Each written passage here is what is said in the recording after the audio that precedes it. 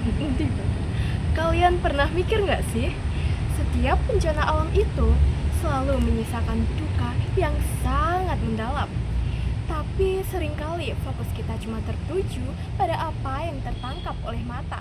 Seperti bangunan yang hancur, kerugian material, hingga angka-angka korban jiwa. Padahal ada luka yang jauh lebih sunyi dan jarang tersentuh, yaitu pertautan batin dan perjalanan spiritual para penyintasnya. Assalamualaikum warahmatullahi wabarakatuh.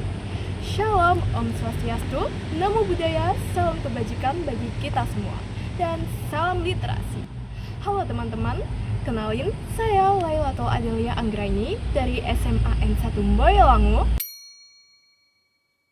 Nah, melalui novel Hafalan Salat Delisa ini dari Terelie menghadirkan perspektif yang kerap luput dari jangkauan kamera wartawan, yaitu kondisi mental dan spiritual korban pasca bencana.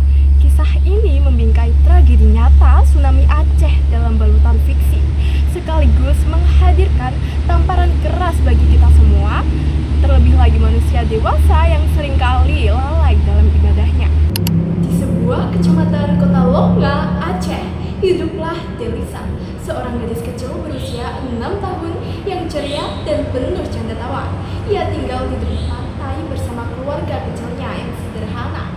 Langkah-langkah kecilnya dipenuhi semangat untuk menghafal bacaan sholat. Semua itu terdorong oleh iming-iming hadiah sederhana dari sang umi dan aminya.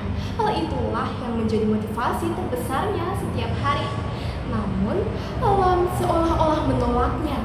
Tepat saat sujudnya menyentuh bumi, gelombang tsunami menghantam tanpa ampun. Puing-puing bangunan merenggut seluruh keluarganya, menyisakan Delisa seorang diri dan sang ayah yang berada jauh di luar kota dengan berita kehilangan. Delisa akhirnya terbangun dalam dunia yang tak lagi sama. Ia harus kehilangan separuh ingatannya dan salah satu kaki kecilnya. Kondisi ini membuat langkahnya untuk kembali menghafal bacaan sholat terasa begitu berat.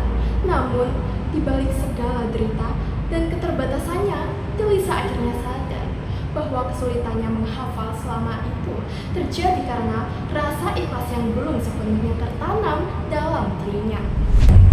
Jika kita bedah lebih dalam, buku ini punya kelebihan yang luar biasa, terutama pada pendekatan sastra imajinatifnya yang mirip dengan model film dokumenter.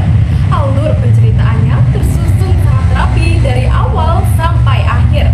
Bahasanya tergolong simpel dan penokohan Delisa dibuat sangat hidup.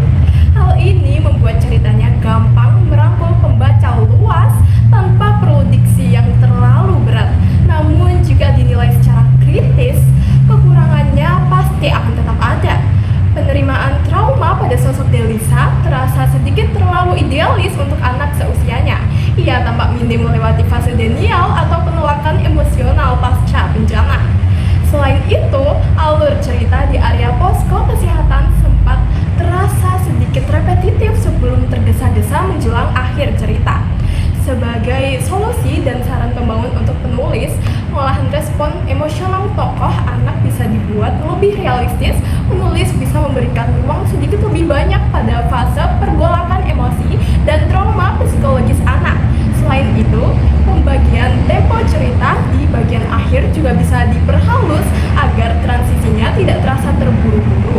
Dengan begitu, pesan spiritual yang luar biasa ini bisa tersampaikan dengan kedalaman emosi yang makin sempurna. Pada akhirnya, Hafalan Salat Delisa bukan sekedar fiksi sentimental penarik air mata. Buku ini hadir sebagai cermin jernih bagi kita, orang dewasa. Terelie seolah berbisik bahwa keikhlasan sejati kerap kali tidak ditemukan pada teori-teori agama yang rumit, melainkan pada kepolosan dan kepasrahan murni seorang anak kecil saat merangkul takdirnya. Lewat kisah Delisa, kita diajak untuk kembali bertanya pada diri sendiri, sudah seikhlas apa kita dalam menghadapi ujian hidup? Sekian resensi dari saya, terima kasih dan wassalamualaikum warahmatullahi wabarakatuh.